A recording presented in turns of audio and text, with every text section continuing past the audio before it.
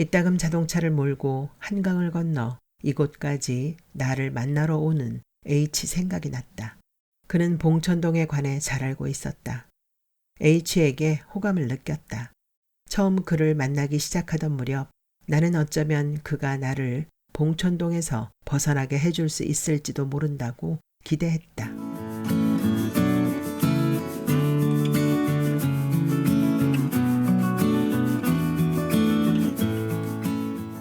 나는 봉천동에 산다. 조경란. 까치가 매미를 물고 날아가던 여름은 이제 지나가 버렸다. 며칠 새 밤 기온이 뚝 떨어지고 비가 자주 흩뿌렸다. 루사라는 태풍도 그저 지나가는 비일 거라고 생각했다. 옥상으로 나갔을 때 그 예감이 틀릴지도 모른다는 생각을 했다. 구름이 몹시 빠른 속도로 흘러가고 있었다. 수평으로 흐르는 구름들이 안쪽 한 곳을 향해 맹렬하게 파고 들어오는 것 같았다. 빗줄기가 굵어졌다. 저쪽에서 작고 빨간 불꽃이 보였다. 익숙한 냄새가 났다. 쭈그리고 앉아있던 아버지가 허리를 펴고 일어났다.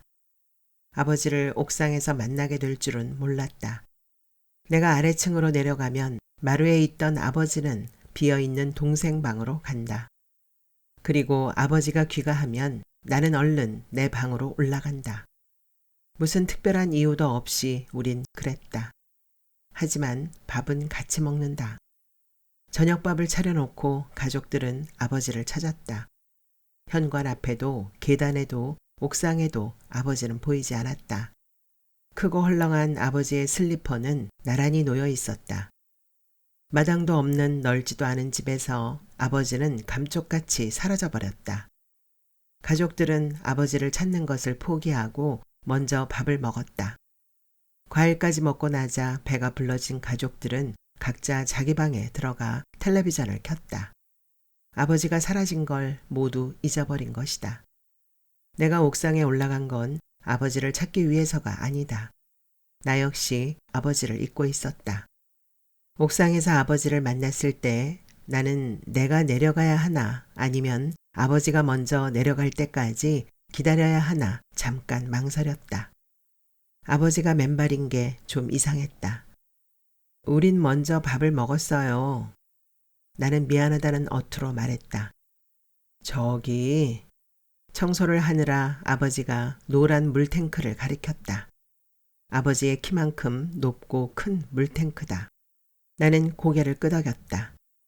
집안에 저렇게 큰 물탱크가 있다는 게 얼마나 든든하고 자랑스러운지 모른다.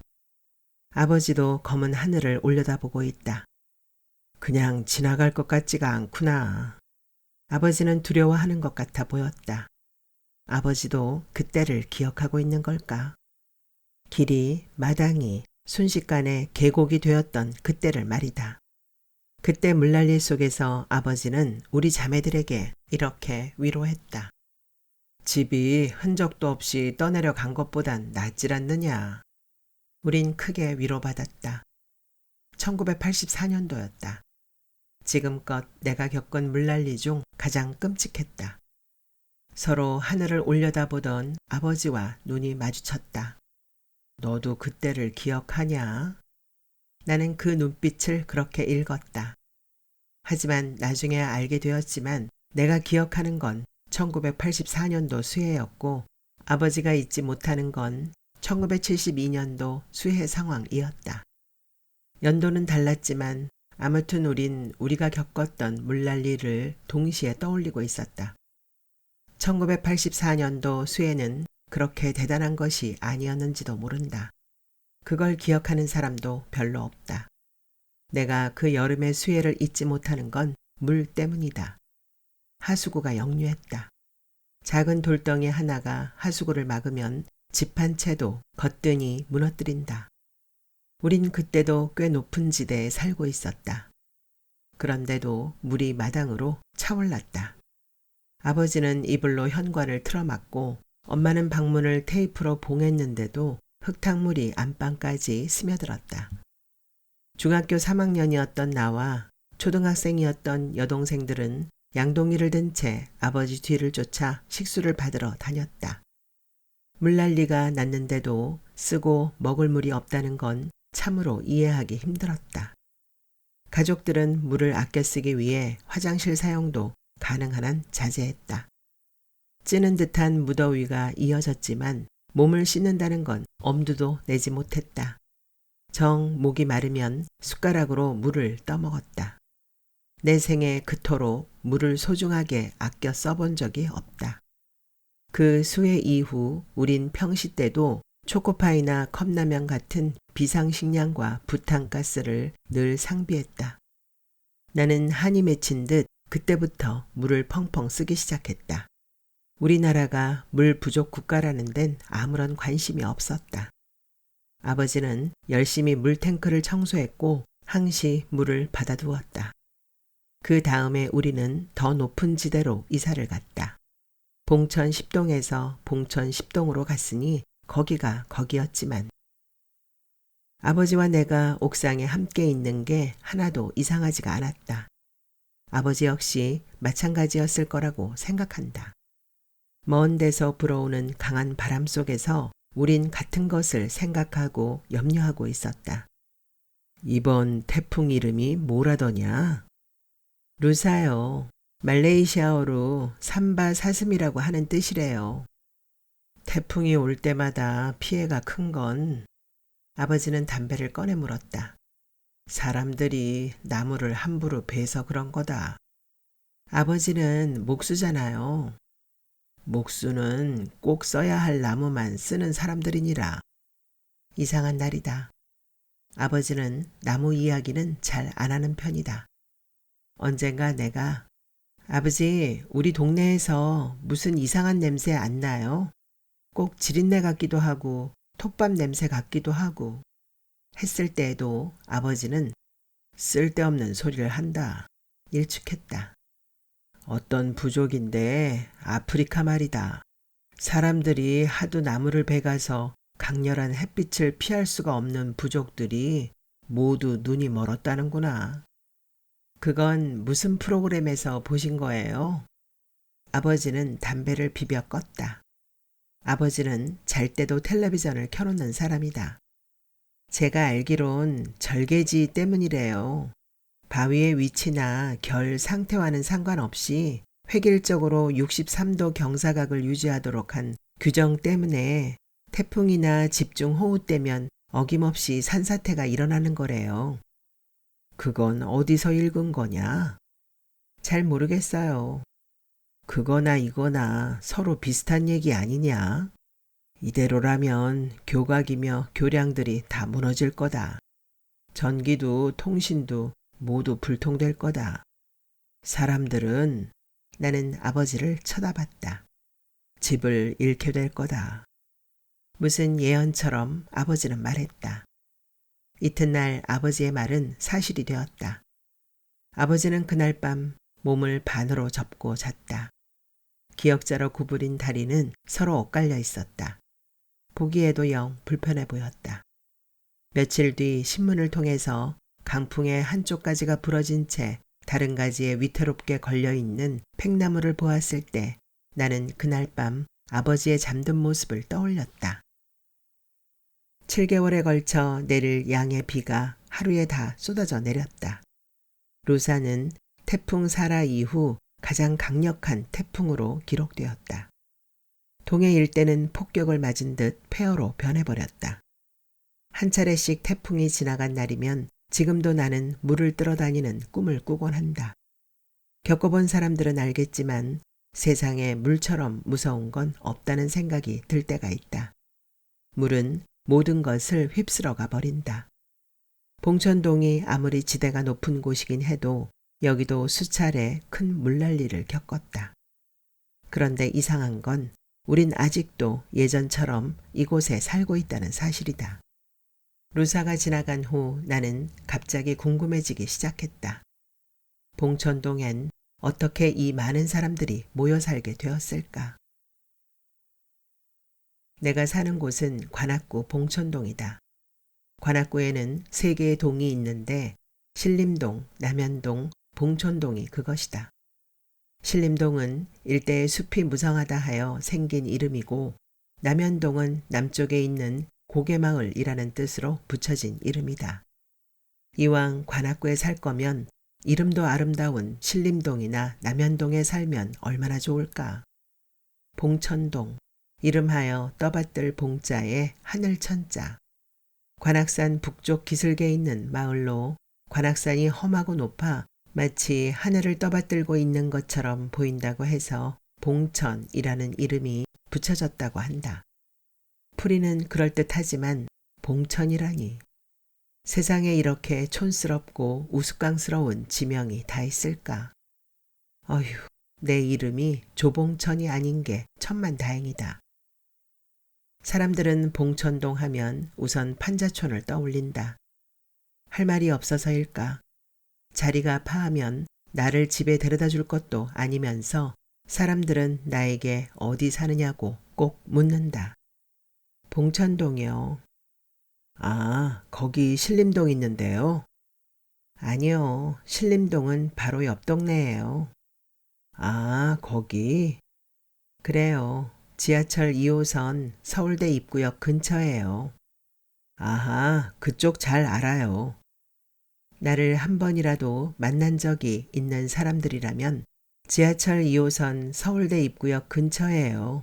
라고 내가 말할 때의 표정과 마치 지하철 2호선 서울대 입구역은 봉천동과 무관한 것처럼 말하던 어투를 쉽게 기억해낼 수 있을 것이다.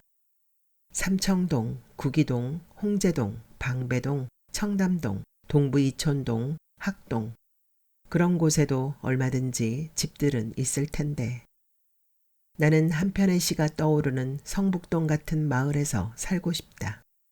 아버지는 왜 하필 하늘을 떠받드는 동네로 이사를 온 것일까?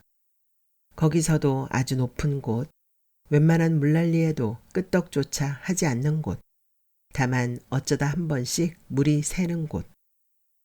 사실 우리 집은 지하철 서울대 입구역보단 봉천 중앙시장 쪽에서 더 가깝다. 나는 봉천동에 사는 것이 부끄럽지는 않다. 하지만 봉천동에 산다고 말하는 것은 정말 싫었다. 그건 보여주고 싶지 않은 나와 내 가족의 궁핍을 날 것 그대로 드러내버리는 느낌이기 때문이다. 때론 수치스럽기까지 했다. 봉천동의 행정 변천을 살펴보면 이 지역 서울시 조례에 의해 영등포구 관할에 속했다. 봉천동이 관악구에 속하게 된 건 1973년의 일이다. 나는 1968년도에 태어났다. 공교롭게도 내가 태어난 곳은 영등포다. 내가 3살 무렵 아버지는 영등포에서 봉천동으로 이사를 왔다. 나의 본적은 봉천동 산 1번지라고 되어 있다. 봉천동 산 1번지는 봉천동에서도 최고로 높은 달동네다. 그러니까 엎어치나 매치나 나는 처음부터 봉천동 키드였던 것이다. 아버지가 봉천동으로 이사를 왔던 무렵에는 이 일대가 온통 저습지대의 계단식 논이었다고 한다. 야산은 깊고 험했으며 나무들이 빽빽했다. 그때는 이곳에 아파트촌이 들어서고 지하철이 개통되리라는 걸 아무도 몰랐을 것이다. 봉천동이 일거의 발전을 시작하게 된 건 서울대학교가 들어서면서부터였다. 그 후 교육지구 진입도로 주변에 지역개발 추진 필요성이 인정되어 구획정리 사업이 시작되었다. 그 이전까지는 자연지형을 따라 형성된 협소한 소로만 있었을 뿐 도로라고 할 만한 것이 없었다. 지하철 개통도 서둘러 공사를 진행했다. 옆 동네 신림동엔 하숙촌, 고시촌이 우후죽순으로 생겨났다. 어디선가 한꺼번에 사람들이 밀려오는 느낌이었다. 아버지는 그때에 비하면 이건 아무것도 아니라고 했다. 아버지가 말하는 그때란 시간당 112mm가 쏟아졌던 1972년의 집중호우 이후다. 그때도 사람들이 봉천동으로 속속 몰려들었다고 한다. 정확히 말하면 서울대학교는 신림동 관할에 속해 있다. 그러나 우리 집에서 걸어서 기껏해야 30분 거리다. 그곳은 내 산책 코스이기도 하다. 그래서 나는 그 대학이 우리 동네에 있는 거라고 생각한다. 서울대학교가 봉천동으로 이전을 결정한 다음과 같은 이유들. 서울시 중심으로부터 15km 이내에 위치해 있다.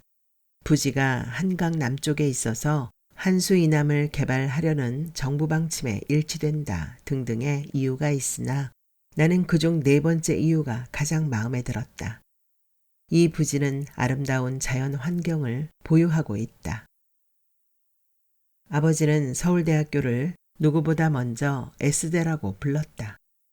그리고 당신의 세 딸들 중 누군가가 그 S대에 들어가길 바랬다. 가장 먼저 제외된 건 맏딸인 나였다. 첫째 여동생이 재수를 포기했을 때 아버지는 막내 여동생에게 의지했다. 우린 집에서 버스 타고 5분 거리인 S대에 아무도 가지 못했다. 아버지는 몹시 낙담하였다. 그렇지만 우리 자매들은 모두 S대에 갔다. 바로 아래 여동생은 나와 같은 전문대학을 나왔고 그중 성적이 좋았던 막내는 해화동에 있는 S대에 합격했다. 기왕지사 대학에 갈 거면 집 가까운 데로 갈 것이지. 우리가 대학에 입학할 때마다 아버지는 아무도 들어주지 않는데 혼자 중얼거리셨다. 먼 데서 선배가 찾아왔다. 우린 봉천중앙시장 일대가 환히 내려다 보이는 2층 창가에 앉아 차를 마셨다. 별로 할 말이 없었다. 나는 물끄러미 창밖을 내다보았다. 차츰 지루해지기 시작했다. 그때 선배가 난 이 동네를 잘 알아요 하고 말을 꺼냈다. 그를 흘낏 쳐다봤다.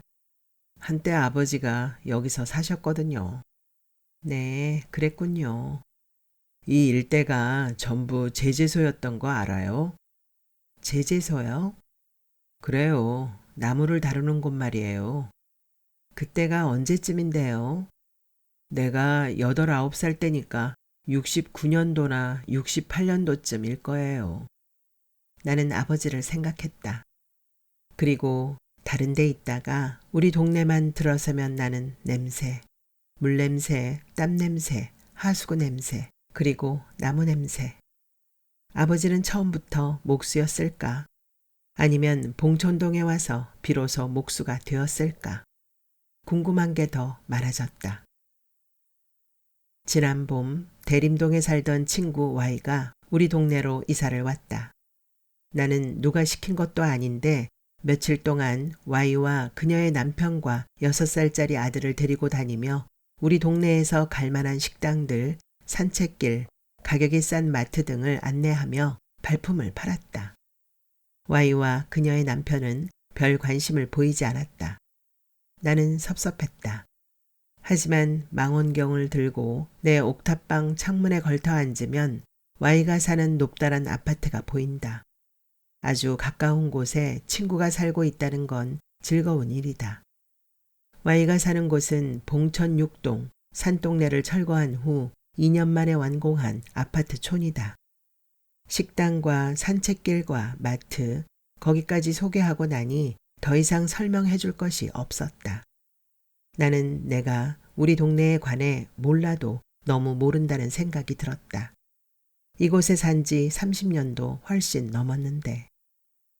내가 잠깐 딴 생각을 하고 있는 사이에 선배는 한겨울에 저 위쪽 봉천여중 운동장에서 스케이트를 탔던 얘기며 그 맞은편 봉천극장에서 영화를 봤던 기억을 더듬고 있었다. 그는 덧붙였다. 아주 옛날이었어요. 봉천극장이 없어진 건 불과 4, 5년 전이다. 아주 옛날은 아닐지도 모른다. 아버지는 이북 출신이었어요. 자리 잡기 전에 이곳 저곳을 옮겨 다녔는데 그중 한 군데가 봉천동이었어요. 알고 보면 봉천동엔 정작 서울 출신들이 드물걸요. 내가 아는 사람들 중에서도 한때 봉천동 판자촌에 살았던 사람들이 있어요. 대개 숨어 살아야 하는 형편인 사람들이었죠. 봉천동을 거쳐간 사람들 찾아보면 정말 많을 거예요. 그가 봉천동에 관해 제법 알고 있다는 게 신기했다. 처음으로 그의 얼굴을 똑바로 봤다. 이성에게 느끼는 호감과는 다른 묘한 친밀감이 느껴졌다. 그의 말대로 봉천동에 서울 출신이 드물다는 건 사실이다. 그건 투표 때마다 결과를 보면 안다. 나의 아버지도 서울 출신은 아니다. 아버지는 참으로 먼 데서부터 출발해 여기까지 왔다. 헤어지기 전에 나는 그에게 사는 데가 어디예요? 라고 물었다. 그는 분당에 산다고 했다. 지하철역에서 그와 헤어진 후 나는 3번 관악구청 출구로 빠져나왔다. 사람들이 왜 어디 사느냐고 물어보는지 그 이유를 알 것 같았다. 나는 약 5분쯤 천천히 걸었다. 그 시간이 이상하게 길었다. 이 애니 프롤크스의 쇼핑뉴스를 읽는 동안 내 머릿속에서는 집을 끌고 다니는 사람들의 이미지가 줄곧 따라다녔다. 실제로 그 책에서는 해적인 코일족이 게이즈 섬에서부터 집을 로프로 묶어 바다와 얼음의 땅을 건너 새 정착지까지 끌고 가는 장면이 나온다. 집을 끌고 가는 사람들의 뜨거운 입김과 땀 냄새, 뺨을 후려치는 눈보라, 지붕의 뇌 귀퉁이를 꽁꽁 묶고 있는 로프의 불안정한 흔들림, 집 바닥을 지탱하고 있는 나무 둥치들. 그 모든 것들이 활자들 사이로 영상처럼 지나갔다. 개나 고등 같은 생물들 외에 집을 끌고 다니는 사람들이 있다는 게 신기하고 경이로웠다. 그러나 나는 고통을 느꼈다. 밥을 먹다가 나는 우리가 어떻게 이곳에서 살게 되었는지 아버지에게 물어보았다. 아버지는 기억이 안 난다고 했다. 그건 너무 오래된 이야기라고 했다. 아버지가 남쪽 고향을 떠난 건 당신이 9살 때였다. 누구도 다시는 아버지가 고향으로 돌아갈 수 없을 거라는 사실을 알고 있다. 아버지만 제외하곤. 아버지는 집을 너무 멀리까지 끌고 왔다. 봉천동은 아버지의 제2의 고향이 되었다. 봉천동은 봉천이었던 1933년 당시 인구수가 매우 적은 마을이었다. 사람들은 논농사를 일구며 살았다. 장이 서고 지금의 봉천고개인 살피제 고개에 이따금씩 호랑이가 나타나 조용한 마을을 놀라게 했다. 저습지대였기 때문에 마누라 없이는 살아도 장어 없이는 못 산다는 마을이 여기였다. 현재 관악의 새로 지정된 까치가 울고 관악에 꽂힌 철쭉이 피었다 졌다. 계단식 논이 있던 자리에 집들이 들어서기 시작했다. 급격히 늘어나는 인구 때문이었다. 내가 산책을 하는 시간은 저녁 9시나 10시쯤이다. 그 시간에도 사람들은 너무나도 많다. 봉천동 사람들은 밤늦게 귀가하고 부지런한 새보다 먼저 일어난다. 봉천동의 변화가 일기 시작했다. 비단 관악구 지역만의 현상이 아니라 새로 편입된 몇몇 변두리 지역의 공통된 현상이었다. 가장 큰 원인은 도심의 불량주택 철거 정책에 따른 철거민의 집단 이주 때문이다. 관악구 지역의 철거민 이주 정찰단지가 조성되기 시작한 것은 1963년 9월 용산구 해방촌 철거민이 관악구 철거민 수용소로 집단 이주하면서부터였다. 1966년부터 68년 사이에 청계천, 목동, 여의도, 창신동 등지에서 철거민들이 이주해 옴으로써 관악구 지역 곳곳에 밤골, 산동네, 화재민촌 등으로 불리는 대규모 철거민 집단 정착촌이 생겨난 것이다. 이곳이 불과 얼마 전까지만 해도 달동네라고 불렸던 봉천 2동, 3동, 5동 지역 일대이다. 내가 살았던 봉천동 산 1번지. 나는 동네 아이들과 아카시아 꽃을 따먹으러 쏘다녔고 밤이면 빨간 내복을 입은 채 마술사가 되는 꿈을 꾸었다. 새벽에는 아버지가 우리 세 자매를 깨웠다. 아버지는 딸들을 앞세우고 산에 올랐다. 산에 오르면서도 우린 기술적으로 꼬박꼬박 졸았다. 봉천동의 아이들은 신나게 뛰어놀았다. 집은 개딱지처럼 좁았지만 산은 컸고 길은 넓었고 친구들은 많았다. 어른들은 벽돌과 슬레이트로 아무데나 뚝딱 집을 지어 올렸다. 아무데나 물을 버리고 자주 싸웠다. 다리 밑에서 살던 친구도 있었다. 어른들은 모두 가난했다. 늘어나는 노동력을 흡수할 만한 산업시설이 그때는 전무했다. 상하수도를 비롯한 생활 편의 시설이 부족한 건 말할 필요도 없었다. 도시 빈민층이라는 말은 그때부터 생겨났다. 내가 서너 살 무렵에 봉천동으로 이사를 온 게 사실이라면 아버지도 수해 이재민이나 철거민들 중에 섞여 온 것은 아닐까. 하지만 봉천동엔 그 이후로도 인구가 더 늘었으니 그건 이촌향도 현상 때문이었다. 수해 때문이 아니라면 아버지도 이촌향도를 한 것일까? 우린 어떻게 이곳에 와서 살게 되었어요? 라고 물었던 며칠 뒤 아버지는 지나가는 듯 말했다. 수남이 아저씨 때문이라고. 그분은 아버지의 가장 절친한 친구다. 수남이 아저씨가 봉천동에서 살고 있었다고 했다. 아버지는 거기까지만 말했다. 수남이 아저씨는 예전에 고향으로 돌아갔다. 수남이 아저씨의 딸이 국자였는데 그앤 내 친구이기도 했다. 국자는 아카시아 나무를 타다 떨어져 죽었다. 봉천동에서 나는 여러 명의 친구를 얻기도 했지만 여러 명을 잃기도 했다. 지금은 다 기억나진 않는다. 딱 한 번 전학을 간 적이 있는데 그건 봉천동에 인구가 너무 많아져서였다. 나는 관악구에서 가장 최초로 설립된 은천초등학교에 다녔다. 동부이촌동, 서부이촌동, 용산해방촌, 여의도 지역 등의 철거민들이 관악구로 이주 정착하면서 학급 수도 늘었다. 단 하나의 초등학교였던 은천초등학교에서 봉천, 당곡, 구암, 신봉초등학교가 각각 분리하여 개교하였다. 나는 5학년 때 구암초등학교로 전학했다. 졸업할 때까지 그 학교에 적응하지 못했다. 모두가 은천초등학교에서부터 알던 친구들이었지만 우린 더 이상 함께 어울리지 않았다. 서먹해졌고 빨리 멀어졌다. 어느 때 생각하면 나는 초등학교를 중퇴해버린 것 같은 느낌이다. 마치 나의 아버지처럼. 요 며칠 아버지는 나를 피하는 눈치다. 아버지는 내가 봉천동에 관해 쓰기 시작했다는 걸 눈치챈 것이다. 낮잠을 자다 깨어났다. 어쩐 일인지 아버지 목소리가 집안에 우렁우렁 울렸다.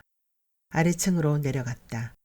아버지는 수화기를 들고 김수남을 찾는다는 말을 되풀이하고 있었다. 나는 얼른 전화 후크를 눌러버렸다. 수남이 아저씨는 왜요? 물난리가 안 났냐. 수남이 아저씨 죽은 지가 벌써 언젠데요. 아버지는 신발을 신었다. 어디 가세요? 나도 갈 데가 있다. 아버지는 횡하니 계단을 내려갔다. 나는 텔레비전을 끄기 위해 리모컨을 집었다. 텔레비전에서는 영동 지방의 수해복구 현장을 보여주고 있었다. 태풍 뒤의 무더위 속에서 추석을 앞둔 사람들이 너나 할 것 없이 땀을 흘리고 있었다. 수남이 아저씨의 고향은 강릉이다. 나는 방으로 올라와 망원경을 꺼내들고 창가에 걸터 앉았다. 갈 데가 있어봤자 봉천동 아닐 것이다. 그건 아버지와 내가 친구가 거의 없다는 공통점 외에 한 가지 더 닮은 점이다. 아버지와 나는 가끔 봉천동에서 우연히 만난다. 아버지는 나를 아는 척하지 않고 나 역시 이제는 무심히 그냥 지나쳐버린다. 아버지는 지금쯤 봉천중앙시장이나 관악 프라자 앞을 걸어가고 있을 것이다. 봉천중앙시장이 생긴 건 1969년이니 거의 내 나이와 엇비슷하다. 이들 재래시장은 대부분 시설이 노후하고 영세해 주민들의 욕구를 충족시켜주지 못하고 있는 실정이다. 그래서 관악구 지역은 백화점 및 대형 쇼핑센터를 적극 유치하기 시작했다. 그 결과가 5년 전에 들어선 관악 롯데백화점이다. 나의 어머니는 지금도 봉천중앙시장에서 장을 보지만 내 친구 Y만 해도 백화점 지하마트를 이용한다. 시장이 활기를 잃은 건 오래전부터다. 아버지의 모습은 망원경에 잡히지 않았다. 아버지는 또 자우남에 올라갔을까? 거긴 서울대학교 중턱에 위치한 무학대사가 창건한 사찰이다. 당신 집 한 채를 짓고 난 아버지의 다음 소원은 사찰을 맡아 짓는 것이다. 그 소원은 어쩐지 이루어질 것 같지는 않다. 요즘은 아버지가 낸 교차로 광고를 보고 전화가 걸려오는 일도 거의 없다. 자우남에 간 게 아니라면 아버지는 관악산에 올라갔을 것이다. 일명 백호산이라고도 불렸다. 아버지는 그 백호산의 다람쥐였다. 하지만 아버지는 그 산에서 떨어진 적이 있다. 그건 아버지의 의지였다. 봉천 일대가 훤히 내다보였다. 내가 태어나고 자란 곳이다. 여기가 아버지의 고향이라면 내 고향이기도 할 것이다. 지금으로부터 30여 년 전 철거민 이재민들이 몰려들기 시작하면서 형성된 마을. 지금도 태풍이 오는 밤이면 집이 날아가지 않도록 아버지가 집을 꽁꽁 묶어대는 소리가 들리는 곳. 그러나 이러한 역사와는 상관없이 나는 지금껏 봉천동을 떠나기 위해 필사적으로 노력했다. 나는 이제 막 개교한 신대방동의 여중으로 가게 되었다. 내가 봉천동을 벗어나게 된 순간이었다. 고등학교는 훨씬 더 먼 곳으로 다녔다. 버스가 한강을 지날 적이면 가슴이 뛰는 것을 느꼈다. 나 혼자 한강을 지나서 어딘가를 가본 적은 그때가 처음이었다. 이렇게 점점 더 봉천동에서 멀어지고 있는 거라고 생각했다. 내 꿈은 이루어지는 듯 했다. 이제 대학만 가면 되었다. 여기보다 더 먼 곳, 지방이라면 더더욱 좋을 것이다. 내 꿈은 수없이 바뀌었지만 집을 떠나야겠다는 꿈만큼은 시간이 흘러도 변하지 않았다. 대학 입시에 거푸 실패하고 나자 아무데도 갈 데가 없었다. 봉천동을 벗어나는 건 도무지 불가능해 보였다. 나는 도로 집으로 돌아오고 말았다. 그동안 봉천동은 구청장이 바뀌고 민둥산이 뭉턱뭉턱 꺾여나가기 시작했다. 실업자가 줄어들었다. 그땐 아버지도 바빴다. 3년 후 나는 가출을 했다. 헤어진 애인에게 전화가 왔다. 자동차를 샀으니 드라이브나 한번 하자고 했다. 서로 무슨 마음이 남아있는 게 아니었으므로 선선히 그러자고 했다. 그는 봉천중앙시장 앞까지 차를 몰고 왔다. 아무튼 남자들의 과시욕은 알아줘야 한다니까. 나는 속으로 투덜거렸다. 커다란 흰색 자동차가 시장통 입구에 서 있는 건 역시 어울리지 않았다. 북한강을 바라보며 점심을 먹었다.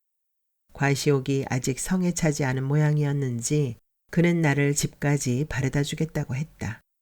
남태령 고개를 넘었다. 그때 나는 수년 전 이 고개를 넘으면서 가출 끝에 남노한 모습으로 집으로 돌아오던 나를 봤다. 여태도 사무치는 게 있었던지 삐죽 눈물이 났다. 그때 나는 얼마나 봉천동으로 돌아오고 싶었는지 모른다. 그날 결국 그는 나를 집까지 데려다 주지 못했다. 차도가 꽉 막혀 있었다. 그는 4시까지는 다른 동네로 가야 하는 형편이었다. 나를 내려준 그가 샛길로 우회전을 했다. 나중에 듣게 되었는데 거기서 사고가 났다. 서툰 운전 솜씨 때문이었다. 한 여자가 통원 치료를 받게 되었고 그는 생각보다 꽤 많은 액수를 부담해야 했다. 그 소식을 들었을 때 나는 그거 참 깨소금 맛이다 했다. 그날 이후 우리는 한 번도 만나지 않게 되었다. 다시 여길 떠나야겠다고 작정한 건 아버지 때문이다. 내가 다시는 관악산에 올라가지 않게 된 것도. 아버지가 실종되었다. 폭설이 쏟아지던 날이었다. 가족들의 생계가 걸린 문제였으니 그땐 아버지 인생 중 가장 힘든 시기였을 것이다. 사방팔방으로 아버지를 찾아다니던 가족들은 실종 신고를 냈다. 밤이 참 길었다. 새벽에 아버지는 의식을 잃은 채 돌아왔다. 젖어서 김이 나기 시작하는 몸은 온통 상처투성이었다. 아버지가 드디어 죽었다고 생각한 나는 차분히 엄마와 경찰들의 이야기를 엿들었다. 아버지는 관악산 깊은 계곡에서 발견되었다. 아버지는 폭설주의보가 내린 날 산으로 들어갔다. 목탁 바위나 고래바위에 앉아서 소주를 마셨다. 아버지는 뛰어내렸다. 그게 내가 한 추측이다. 뛰어내린 것만 빼면 모두 사실이다. 뛰어내린 건지 떨어진 것인지는 엄마도 경찰도 몰랐다. 하지만 백호산의 다람쥐가 그깟 바위 하나에서 잘못 떨어졌다는 건 말도 안 되는 소리다. 안방에 불을 끈 채 엄마는 젖은 아버지의 옷을 모두 벗겼다. 엄마는 나를 안방에 들어오지 못하게 했다. 물을 끓이는 것도 수건과 대야를 안방으로 들이는 일도 모두 혼자 했다. 불 꺼진 방에서 엇갈린 두 겹의 숨소리가 들려왔다. 집은 고요했다. 나는 까치발을 하고 안방 가까이 다가갔다. 어둠이 눈에 익었을 때 엄마가 아버지의 몸을 닦아내면서 울음을 참고 있는 걸 보았다. 그래, 당신은 그렇게 죽어. 난 멀리 떠날 것이야. 저 지긋지긋한 관악산이 보이지 않는 곳으로. 누가 뭐래도 내 마음은 그때 봉천동을 완전히 떠났다. 의식을 잃은 아버지를 싸늘하게 쏘아보았다. 아버지의 원래 이름은 도수였다. 명이 짧다는 사주 때문에 친할머니는 아버지의 이름을 돌아올 회, 날 생자로 바꿔주었다. 죽고 싶어도 죽지 못하는 사람들이 있다. 가족들과 달리 나는 아버지가 사라져도 아버지를 찾지 않는다. 일절 말도 없이 이따금 사라지는 건 가족들의 관심을 끌기 위한 방법일지도 모른다. 너무 빨리 찾으면 아버지가 실망할 것이다. 내 꿈이 바뀌었기 때문에 이번엔 꼭 대학에 가야 했다. 학교는 한강을 지나 서울역도 지나 시내 한복판에 있었다. 예전에 그 꿈이 또다시 이루어지려는 듯 했다. 그러나 이번엔 흘리지 않았다. 대학을 졸업하자마자 역시나 나는 다시 갈 데가 없어졌다. 그래서 얌전히 집으로 돌아왔다. 그게 지금까지 이어지고 있다. 저녁이면 나는 대문 밖으로 나간다. 여길 떠나려던 꿈이 매번 좌절되었기 때문일까? 돌연한 출분도 여행도 흥미를 잃었다. 나는 봉천동의 지도를 새로 만들기라도 할 것처럼 곳곳을 걷고 또 걷는다. 기분이 좋으면 고래처럼 경쾌하게 뛰기도 하고 상심한 날엔 200m 주자처럼 바람을 가르며 달린다. 봉천 고개를, 낙성대를, 서울대 고개를 지난다. 박제공을 지나 살피제 고개를 넘는다. 쑥고개를 지나 산막골에 이른다. 호리목을 지나 구암마을로 간다. 꽃다리를 지난다. 청릉말이 보인다. 늘봄길 23번지로 간다. 거기가 나의 집이다. 추석이다. 차례를 지내기 바로 직전까지도 아버지는 텔레비전 앞을 떠나지 않았다. 집이 쓸려나간 자리에는 커다란 컨테이너가 세워져 있었다. 그 안에서 사람들은 변변한 음식도 없이 차례를 지내고 있었다. 오후 내내 흐리고 비가 흩뿌렸다. 달을 볼 수 있을 거란 기대는 하지 않았다. 밤이 되자 두꺼운 구름 사이로 보름달이 떴다. 아버지와 나는 옥상에서 다시 만났다. 아버지는 달을 쳐다보고 있었다. 너 아침에 봤냐? 뭘요? 그쪽 사람들 말이야. 네, 봤어요. 참으로 큰일이다. 자꾸만 집을 잃는 사람들이 생기질 않느냐. 나는 고개를 끄덕거렸다. 그제서야 아버지가 쳐다보고 있는 게 달이 아니라 난곡 쪽이라는데 생각이 미쳤다. 거기서도 사람들은 지금 집을 잃고 있는 중이니까.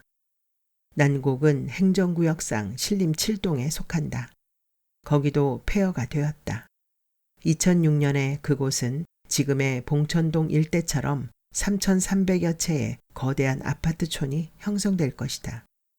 아직 난곡에 남아있는 사람들은 늦어도 내년 봄까진 그곳을 떠나야 한다. 철거는 지금도 진행 중이다. 봉천동 주택 재개발 사업 때 봉천동 산동네에서 떠밀려 나간 사람들의 일부가 난곡으로 옮긴 것이다. 어쩌면 그곳엔 2번이나 집을 잃게 된 늙은 사람들이 있을지도 모르겠다. 봉천동을 거쳐 거기까지 간 사람들, 또 거기서 다시 낯선 곳으로 집을 옮겨야 하는 가난한 사람들. 나는 아버지가 어떻게 이 지상에 방 한 칸 가질 수 있었는지, 어떻게 지금까지 이 집을 잃지 않고 버틸 수 있었는지 몹시 경이로운 느낌이 들었다. 그럼 사람들은 또 어디로 갈까요? 그 사람들 이제 봉천동으로 다시 돌아오면 안 돼요? 나는 아버지에게 물었다. 봉천동에 관해서는 나보다 아버지가 더 많은 것을 알고 있으니까. 아버지에게는 뭔가 남다른 해결책이 있을 것 같았다. 그 사람들 다시 돌아오기 힘들다. 더 이상 깎아낼 산도 없질 않냐. 집은 사라져도 거기 살았던 사람들에 대한 기억까지 모두 잊어서는 안 되느니라. 남의 집을 지어주는 일로 한평생 먹고 살았던 아버지가 나에게 말했다. 이따금 자동차를 몰고 한강을 건너 이곳까지 나를 만나러 오는 H 생각이 났다. 그는 봉천동에 관해 잘 알고 있었다. 그의 여동생이 한때 이곳에서 살았다고 했다. H에게 호감을 느꼈다. 처음 그를 만나기 시작하던 무렵 나는 어쩌면 그가 나를 봉천동에서 벗어나게 해줄 수 있을지도 모른다고 기대했다. 한강 건너엔 아직도 다른 세상이 있을 것 같았다. 그 기대는 오래가지 않았다. 나는 실망하진 않았다. 대신 걸어다니는 것을 나처럼 H가 좋아한다는 걸 다행으로 여겼다. 그가 오면 관악구청 주차장에 차를 주차시키고 우린 봉천동 일대를 끊임없이 걸어 다닌다. 좋은 곳에 가 밥을 먹고 차를 마시는 건 누구와도 할 수 있는 일이다. 어느 날인가 나는 H의 손을 슬쩍 끌어당기며 이렇게 속삭였다. 아예 이쪽으로 이사 오는 게 어때요? 어쩌면 나는 한강 너머로 내가 옮겨 살고 싶은 게 아니라 H를 봉천동으로 편입시키고 싶었는지도 모른다. 그러고 보면 나에게 친구가 별로 없다는 말은 틀린 데가 있다.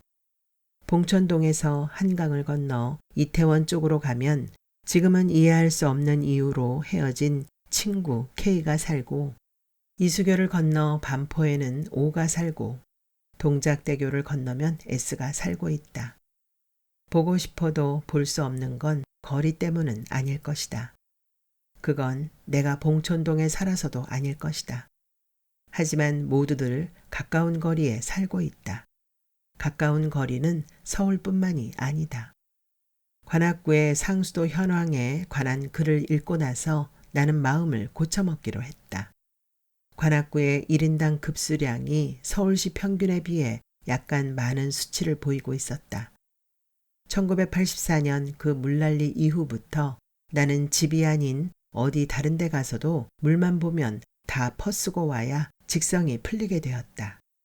그렇게 내가 쓰고 버리는 오염된 물이 우리 집 하수구를 통해 지금은 복개된 봉천천으로 흘러들어간다. 이제 봉천동은 서울시 25개 구 중 7번째로 넓은 구에 속하게 되었다. 우리 동네를 지나는 지하철 2호선은 서울의 중심부를 동서로 흐르는 한강을 사이에 두고 시청을 기점으로 하여 강북의 도심지와 강남을 연결하는 연장 48.8km의 순환선이다. 그걸 타면 누구든 만날 수 있고 어디든 갈 수 있다. 어디서도 봉천동은 그리 먼 데가 아니다. 봉천의 하늘 한가운데에도 휘영청 보름달이 떠올라 있었다. 키가 큰 아버지가 한번 깡충 뛰어오르면 정수리에 달이 닿을 것만 같았다. 지난 초여름에 상원사 정멸보궁에 올라간 적이 있었다. 거기서 보는 보름달이 기가 막히게 아름답다고 했다. 동행들은 어머, 세상에 달을 이렇게 가깝게 볼 수 있다니 감탄을 연발했다. 나는 요까지껏 코웃음 쳤다. 봉천동, 내가 사는 집 옥상에서 보는 달은 그것보다 2배는 크고 가깝게 보이기 때문이다. 아버지는 이제야 보름달을 쳐다보았다. 달이 꼭 무슨 말인가 걸어오는 듯 보였다. 아버지, 뭘 기도하실 거예요? 기도는 무슨 기도? 내가 더 이상 바랄 게 뭐가 있겠냐. 아버지는 늘 솔직하지 못하다. 하지만 이번에도 나는 그냥 속아주는 척 넘어간다. 아버지가 그런데 말이다 하고 다시 말을 꺼내서 나는 깜짝 놀랐다. 저 달을 드러내면 하늘엔 뭐가 남겠냐? 글쎄요. 나는 아버지처럼 짧게 대답했다. 잘 모른다거나 기억이 안 난다거나 하는 대답은 그 질문엔 어울리지 않았으므로 아버지 흉내를 낼 수 없었다. 저 달을 드러내면 하늘에 구멍 하나 남질 않겠냐? 너는 작가가 아니냐? 모든 사람의 생애는 구멍으로 남아있는 부분이 있니라. 그 구멍을 오래 들여다보너라. 아버지, 전 어느 땐 양말이나 신발 신는 것부터 다시 배워야 하지 않을까 하는 생각이 들 때가 있어요. 무슨 그런 말을 하냐? 아버지는 나를 위로하고 있었다. 아버지, 왜? 벼룩시장하고 교차로하고 광고값이 그렇게 차이가 많이 나요? 얼마 차이 안 나면 다음부턴 그냥 벼룩시장에다 광고 내세요. 거기가 더 전화가 많이 온대잖아요. 내 일은 내가 알아서 한다. 아버지가 말했다. 나는 고개를 끄덕이는 수밖에 없었다. 그래도 언제나 아버지를 믿는다는 말은 차마 하지 못했다. 그 말은 진심이 아닐 테니까. 달빛이 너무 밝았다. 아버지, 무슨 냄새 안 나요? 이리로 이사 왔을 적엔 저짝 중앙시장일 때가 제재소 아니었냐. 그럼 이게 나무 냄새란 말이에요?